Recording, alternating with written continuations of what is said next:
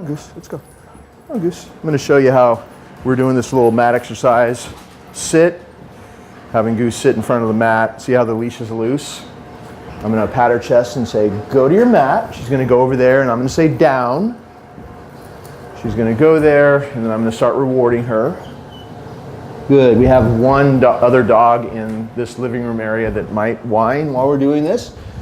That just will serve as an extra distraction for Goose.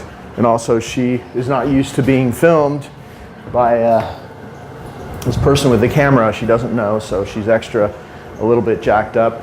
But you can see now, like, she's a lot easier to deal with in my environment, in my house, when there's a stranger. Good. Obviously, she's not used to being filmed because, you know, in the house like this, in a tight space.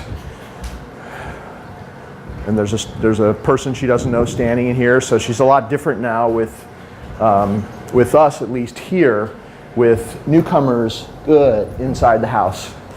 And I'm doing this mat exercise, and one of the reasons that she's so good and not nervous or barking at this person filming us is because she's doing her mat exercise. And when you do it as much as we've practiced with Goose, good. She only does this. When you put her on the mat, it puts her in a certain state of mind, and she'll only do this. She knows, good. There's only one thing that gets her off the mat. That's when I release her off the mat. She knows that only one behavior is practiced on the mat, and that is a downstay and focusing on wherever I go, whatever I'm doing, she stays there. See how she kind of edges to the edge of the mat? You can lure her back like this to kind of get her back in the center of the mat. See, I'm not even touching her. And then when she's where you want her to be, good. Mark that so she's back in the center of the mat. I never touched her. So you can do that. Good. Or you could stand next to her, say, okay, have her get up, reset her that way. But this is an easier way, I think, once you learn how to do it. Good. And when she's nervous, excited, she tends to crawl around a little bit. So I would really pay attention to that and make sure that she knows she stays in the middle of the mat. It's just another little rule for her to follow, to keep track of.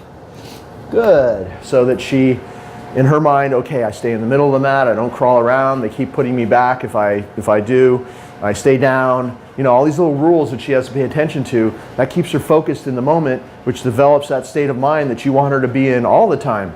Because the idea is, good.